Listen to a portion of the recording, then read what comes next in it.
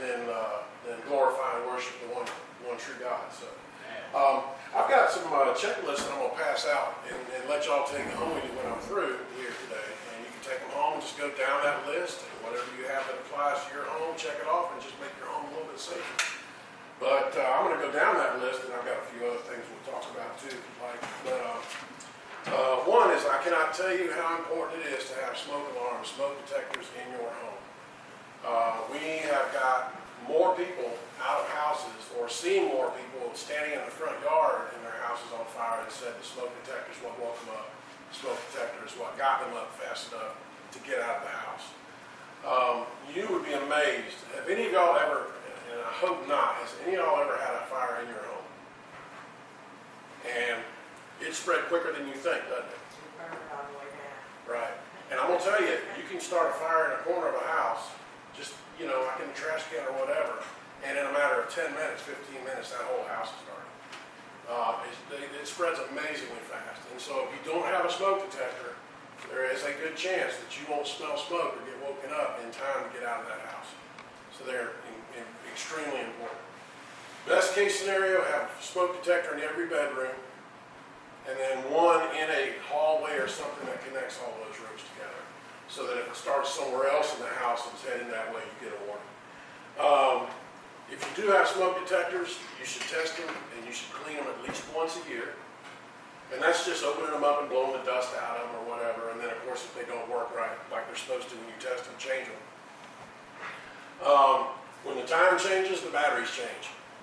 So if you got a smoke detector that uses batteries, then when we go to daylight savings time, you should change the battery. And then when the time changes back to standard time, you should change the battery. So that's a good reminder. Anytime that the time changes, the battery should change. If you've got a smoke detector that's hardwired in your home, it's probably still got a battery backup. So that when you have a power failure, the smoke detector will still work. So those batteries still need to be changed twice a year when the time changes. And if you got a smoke detector that's over 10 years old, time to get rid of it and get a new one. Technology gets better, these detectors get better, they will notify you earlier and earlier and earlier. And they're really good now. They'll pick up smoke that you can't even see yet, and that'll set them off. So that's very important. Make sure that when you're cooking, your cooking area is free of anything that might catch fire. So, like if you put your bread next to your stove on the counter or whatever, just make sure that if you're going to start cooking, you move it out of the way, because those plastic bags will burn. Also, if you're going to bake or do something, make sure there's nothing in the oven. We've gone to a couple of house fires that people didn't realize or didn't remember that there was a pot or a pan or something that they had put in the oven. So then they turn the oven on to preheat it, and it gets so hot that it sets the food that's in there on fire, and then they have a problem. Electrical cords. Make sure that your electrical cords aren't run underneath rugs anywhere.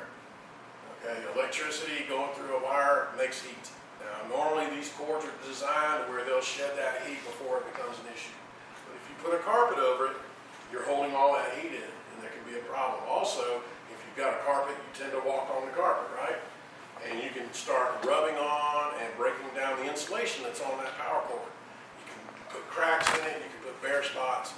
And then if that bare spot comes in contact with something that'll burn, it can get hot and it can catch on fire, and you can have a problem there as well. Make sure that your circuit breakers are up to code. If you're not sure, I'm sure somebody in here knows an electrician that wouldn't mind coming by your house and just taking a look at it, saying whether it's good or not, and making some recommendations about what you can do. In your bathrooms, the wall outlets should have a circuit breaker built into the wall outlet. It just looks like two little buttons. One of them's red and one of them is the same color as whatever the cover plate is, so that you can test it. And what that does is if there's anything plugged into that socket that shorts out, the breaker in the socket will trip even before the circuit breaker in your panel box will. It makes it a lot safer around there. It protects you from getting shocked as well or electrocuted. Appliances. Make sure that you plug small appliances like toaster ovens, microwaves especially. Microwaves pull a lot more energy than you think, or plug directly into a wall outlet. Don't use an extension cord to run stoves, toasters, nothing like that. They should plug directly into the wall.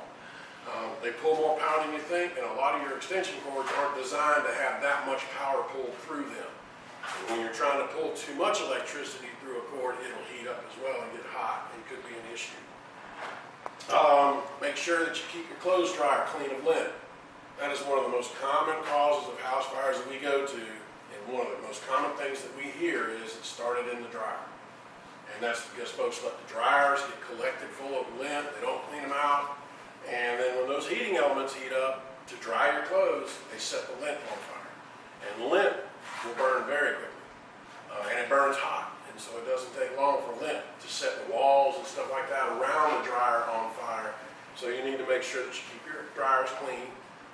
That doesn't mean you need to hire somebody once a week to come tear your dryer apart and clean every little piece of lint out of it, but keep the lint screens clean. And just every several years, maybe get somebody to come, and they've got tools that they can stick down into where the lint screen goes and suck all the lint out, and then just kind of go outside where it vents to the outside and check there too, and make sure lint's not collecting there as well. How many of y'all heat with propane, gas? Okay. How about wood stoves? And y'all got a wood stove in your home or a fireplace? Okay. Anytime you burn something, there's a gas that's given off, and it's called carbon monoxide. Now, carbon monoxide is not smoke. It's in smoke, but usually when you say carbon monoxide, people think of car exhaust. And you know what car exhaust, the car that's not running real well, or an older vehicle, and you know what the exhaust smells like. Well, that is a bunch of stuff, and carbon monoxide is just one part of it. Carbon monoxide itself is colorless, so you can't see it. It's odorless, so you can't smell it, and it's tasteless, so you're not going to taste it either. So carbon monoxide could be around, and you not even realize that it's there. So if you've got any type of appliance, heating, anything that burns a fuel, whether it's coal, whether it's wood, whether it's natural gas, whether it's propane, you need to have a carbon monoxide detector somewhere in your home as well. Now, the carbon monoxide detectors will tell you the best place to put them, but they're usually not going to be put like a smoke detector. Smoke detectors you want up high, because when fire is burning and it's giving off smoke, the smoke's hot, right? And hot smoke rises, so it's going to collect at the top first. Carbon monoxide is actually heavier than air. So you want your carbon monoxide detectors kind of down low. And the best place to put it is where air is going to get pulled past it. So if you heat with propane, the best place to put it is right next to that air return, where your heating system is pulling air in to get heated and recirculated. And it's usually about 2 feet off the floor is where they want you to put it. They're very good at detecting carbon monoxide. And a lot of them have a smoke detector built into them as well. And you can get some smoke detectors that will detect carbon monoxide as well. But that's real important. People think about smoke detectors, they don't think about carbon monoxide. But again, let me just say that again. If you heat with anything that burns, you need to have a carbon monoxide detector in your home somewhere. If your house is 100% electric, you don't need one. If you're a full electric home, you don't need a carbon monoxide detector. But speaking of that, if you do have a wood stove, most wood stoves either have a flue pipe that goes through the wall, or they're an insert that sits in the fireplace and sends the smoke up the chimney. You need to get those flue pipes and chimneys inspected and cleaned periodically too. One of the things that's given off when you slow burn wood is creosote. Y'all have seen that stuff that they treat telephone poles with? It's that black stuff that they use on railroad ties, you know, it smells nasty. That stuff will collect inside your chimney, and it is very flammable. And that is another relatively common cause of house fires that we go to. They start in the chimney. And it's because they let that creosote collect over years. They never get it inspected, they never get it cleaned, and then it catches fire. And that stuff burns fast, it burns very hot. And it's very difficult for us to put out too. And if you ever have a chimney fire, then you're stuck having your chimney inspected and look at that, because if it gets hot enough to crack the chimney liner, or if it's hot enough to crack the mortar between the bricks, you may end up having to have your entire chimney replaced. So it's a lot cheaper to get it cleaned and looked at than it is to replace it if there's a problem. Flue pipes are usually metal, but they still need to be inspected, because that stuff can collect in there too, and it's very flammable. The flue pipes, make sure you get them inspected annually, once a year, to make sure too that everything is joined up still and everything is sealed up real well. I'll never forget a fire I went to in Girard where everything looked good. But the fire was in the attic, and what had happened was they had developed a little leak in the flue pipe that went up through the ceiling and put the smoke outside. and set the attic on fire. We got there quick. They called us quick. We got there quick. We were able to, save the house. But still, they had some damage in the attic that they hadn't had repaired, and I'm sure that wasn't cheap. I'm sure that wasn't cheap at all. If you do use a wood stove, you have to get rid of the ashes. Well, make sure the ashes are completely out before you dump them on the ground. Otherwise, you start a woods fire. And there's an old saying, you don't have to advertise a woods fire, and that's because they go from little to big in a hurry. All it takes is a little bit of wind and a little bit of dry, and we've had a lot of that lately. Praise the Lord for the rain we're getting now, but I think it's still not going to be enough to get us out of the drought that we're in right now. So make sure that they're completely out. Best thing to do, if you've got a metal container that you can dump the ashes in and leave them, or dump them in and wet them down, that's your best bet. But a lot of folks don't have that. I live in Waynesboro, so I don't really have a big metal container outside that I dump my ashes in. So I have to take them in the ash can that I have and set them on the front porch. And I would let it sit there for 2 or 3 days. Stir them up, and that way I know they're completely out before I dispose of them. Same thing with barbecue. If y'all got grills that you use charcoal on, make sure the same thing is done. Make sure they're completely out. Oh, and never, ever, ever, ever, ever burn charcoal inside. Ever. That stuff is designed to burn slow and hot, and it gives off tons of carbon monoxide. That's why it's supposed to be used on an outside grill, where it's well ventilated and the carbon monoxide just goes up into the air and it's no problem. Don't ever use that stuff in a wood stove or in your fireplace or anything else. I don't know why you would, but if you do, don't. Just don't. Okay. Candles. Y'all have candles around the house? Make sure if you're going to burn candles that they're in a nice, sturdy, very stable container. The big thing today is candles that come in like a glass jar, and those are great because they're actually kind of hard to knock over. They make them that way on purpose. But I've also seen some folks that on their table have like the candlestick holders, and they're like this tall, and they're thin, and they got a little base. Well, those are pretty, but they're very easy to knock over. So if you're going to use those, I'm not going to say don't use them, but if you're going to use them, make sure you're there the whole time they're burning. And don't ever leave a candle unattended, but especially something that's on something that's tall and thin, because they're easy to knock over. I've been to a few house fires that started from a candle as well. Candles, make sure you don't light them or leave them anywhere near curtains, drapes, anything like that where there's something close by where a little bit of wind or a little bit of anything can move that drape around that candle and set the drapes on fire. And obviously don't ever leave candles burning around kids, because kids are curious. Kids aren't stupid, okay, but they just haven't lived a long time yet. And so there's stuff that we've learned in our lives that they just haven't had the opportunity to learn yet. So they'll look at a candle, it's something, they'll go to pick it up, ooh, it's hot. And then they'll drop it, and now you've got a problem. It could set your house on fire that way. I don't know if y'all smoke, if y'all have smokers that live with you, stay with you, come by. Obviously you don't ever want to smoke in bed. We've been to a few fires because of that. And also make sure you've got a good ashtray to put your cigarette butts in, because we've been to a few fires where the butt rolled out of the ashtray on the floor and set the rug on fire.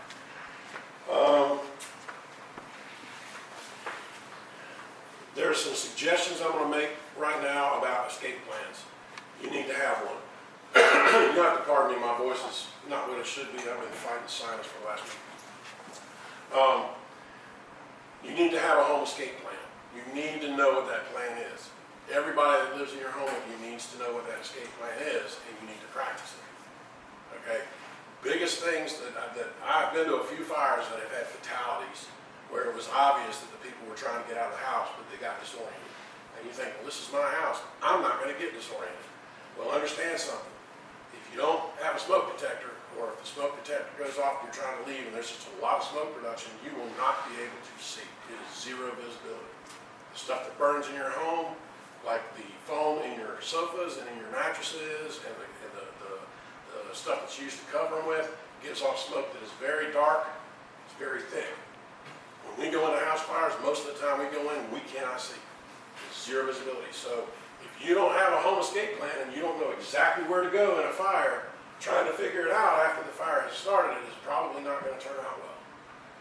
Again, we just mentioned how fast fire can spread. You said you had a house fire and your house burned down. It was probably on the ground within 10 or 15 minutes. Maybe a little longer than that, but it doesn't take long. It was sure big enough to where we wouldn't have been able to do anything with it probably within 15 minutes. So that's not a long time to get out. Especially when you're already behind the 8 ball and the fire may have already been burning for 10 minutes before you realize it's going on. So have a home escape plan, some suggestions for that. One is know at least 2 ways out of every room. Obviously you've got a door, but the other way out might be the window. Know how to get the window open. Know how to get out of that window. Now I'm not suggesting that we practice bailing out of our windows, okay, because then you'd probably be calling the ambulance service, because if I tried it, I know I would. As clumsy as I am, I'd go out the window, land on my head, and then my buddies would come pick me up and make fun of me while they're taking me to the hospital. So, but at least know that that's an option. Know that going out, know how to open that window. Make sure you can open that window. Y'all ever been to somebody's house that opened a window and was painted shut? Make sure that those windows will open. If they won't, and I don't know of any houses that have windows that aren't designed to open, but if the room that you're in has one, make sure there's something in that room big enough and heavy enough for you to throw through that window and get it open. Okay? Again, you don't want to try to break a window out with your hand. If you do, you're going to cut yourself, and probably severely, and then you've got a different problem to deal with on top of the fire.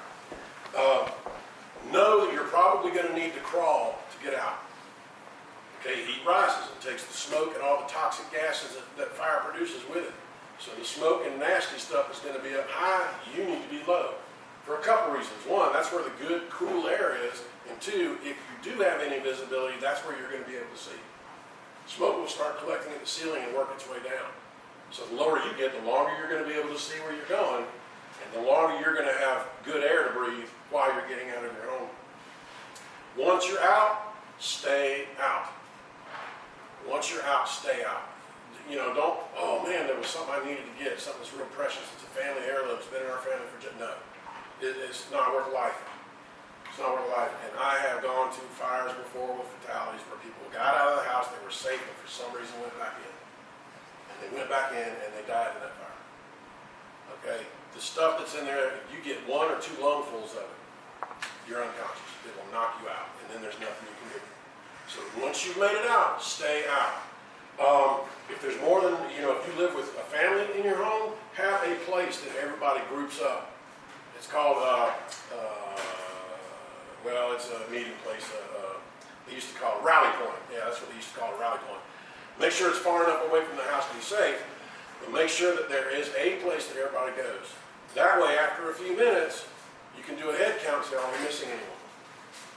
That way, if you're missing somebody, as soon as we get there, you can say, we're missing this person and they were in this room. Make sure you know where people stay too so you can tell us where to go. Because what's going to happen is, we're going to go straight to that room looking for them. All right, we'll take our hose with us, we'll put the fire out as we go. Once we get to that room, we'll keep the fire from spreading in that direction while we do our rescue. And if we got saws, we can cut a hole in the side of your house if we need to. We'll make a door if we need to make a door. Okay, so we need to know where they are. But yeah, do a real good head count. Make sure that everybody groups up in one spot. Make sure everybody knows where that spot is too. It should be near the front or out front of your home, or if you've already called the fire department, let me say something else too. If your house is on fire, don't stop inside your house to call us. Okay, because that may be all the time it takes for that stuff to overcome you. Get out. Go to a neighbor's home. Call the fire department from there. If somebody had their cell phone with them, use a cell phone. If you don't have a cell phone and you don't have a close neighbor, flag down a car as it's going by and get there. But don't go back in the house and don't stay in the house to call us. Okay? There's been some people that I've gone to that have died in fires because they had the phone in their hand. Okay? Don't do that. Don't do that. Get out. But your rally point should be somewhere in the front so that you can wave the fire department down, and you can let us know that everybody's accounted for as well. We had some guys go to a fire in Keysville, and one of them got burned looking for somebody that wasn't in the house anymore. All right, so let us know if everybody's out, and definitely let us know if everybody's not out. And it should be out front. You can flag us down, let us know as soon as we get there. Don't look for where the fire started, but if you know where it started, it would help to let us know that information too, because that's usually where we're going to work our way back to as we're putting that fire out. Any questions about fire safety in the home right now? I've got a couple other things I want to talk to you about, but that's pretty much it on fire safety. Yes, sir. What should a good carbon monoxide detector cost? $25, $30 maybe. They're not real expensive. None of these smoke detectors are expensive. So that's another reason why you should have one in every room and out in the hallway. You could probably put a 3-bedroom house, you could probably put one in every bedroom and one in the hallway and spend less than $40, $40, $50 maybe.